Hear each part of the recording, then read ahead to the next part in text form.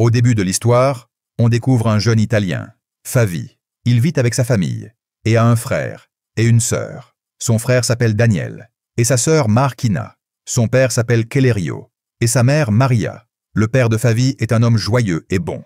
Un jour, Fabi se rend à une fête avec ses parents, en présence de la famille de Favi et de quelques proches. Les rires et la joie sont au rendez-vous, et tout le monde est heureux. Fabi rit car sa sœur allait présenter son petit ami à tout le monde.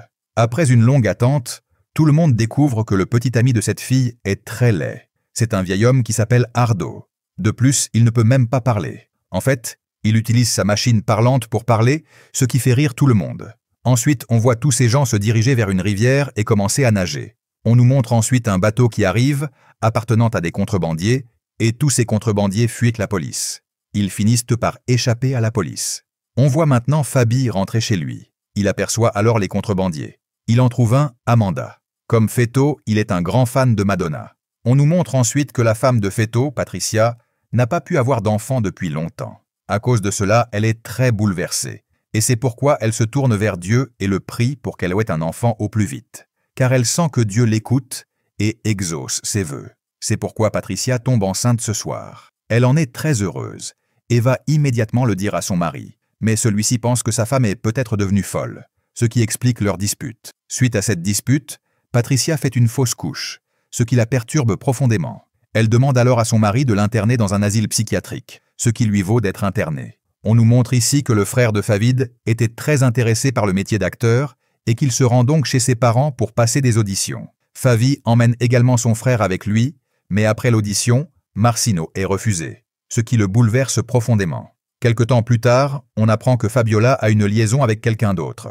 Après cela, ils se disputent et Maria met son mari Saverio à la porte. Favi est également très contrarié. On constate que c'était son anniversaire aujourd'hui, mais que son père n'était pas avec lui. Même son frère est sorti avec sa petite amie. Seule sa mère était avec lui aujourd'hui. De plus, sa sœur passe la plupart de son temps aux toilettes. De ce fait, Fabiola est très contrarié aujourd'hui. Se sentant très seul, il sort de la maison pour se ressourcer et, pendant ce temps, il assiste à un tournage.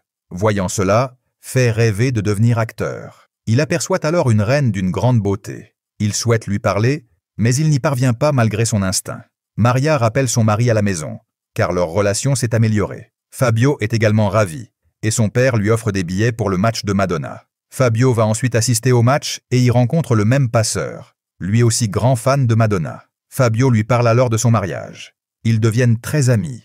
Après un moment, le match final arrive et Maradona remporte le match contre l'Angleterre. Tout le monde se met à célébrer. Tout allait bien, mais au bout d'un moment, alors qu'il se rendait au match de Madonna, ses parents étaient seuls à la maison. À cause du monoxyde de carbone qui s'était répandu dans la maison, ils périrent.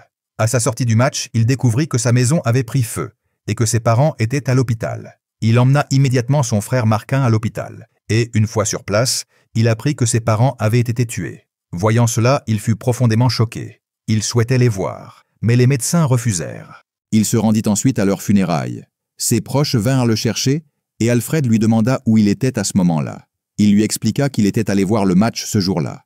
Il lui expliqua que c'était grâce au match qu'il avait été sauvé. S'il n'était pas allé voir le match, il aurait subi le même sort. Après le départ de ses parents, Favi se sentit très seul. Sa sœur et son frère étaient eux aussi occupés. À ce moment-là, il ne savait pas chez qui il devait rester. Après quoi, il va retrouver Amanda. Pour lui remonter le moral, Amanda l'emmène à la mer et lui fait découvrir de nombreuses choses. Le cœur de Favi s'améliore quelque temps, mais il ne parvient toujours pas à sortir de sa solitude. Il a envie de pleurer, mais il n'y arrive pas. Un jour, on voit Fata jouer la même actrice. Il va au cinéma voir un film, mais son jeu est médiocre, ce qui pousse le réalisateur à l'insulter. L'actrice se met à pleurer et quitte les lieux. Feto se met alors à la suivre, après quoi, il la voit. Lorsque le réalisateur le voit, au lieu de suivre la jeune fille, il va le voir et lui dit « Moi aussi, je veux faire un film comme toi. Apprends-moi comment on fait un film, parce que moi aussi je veux faire un film maintenant. » Feto lui répond alors que tu n'as pas tout ce qu'un écrivain devrait avoir. Tu es encore un enfant. Le réalisateur l'emmène ensuite avec lui et lui révèle beaucoup de choses que Feto ignorait. Il lui confie également qu'il n'a jamais vu ses parents. Quand Feto lui parle de lui, le cinéaste lui dit qu'il le porte dans son cœur. Il faut garder cette douleur pour lui, et cela fera de lui un vrai cinéaste. Fab lui dit alors qu'il veut aller à Rome pour faire un film.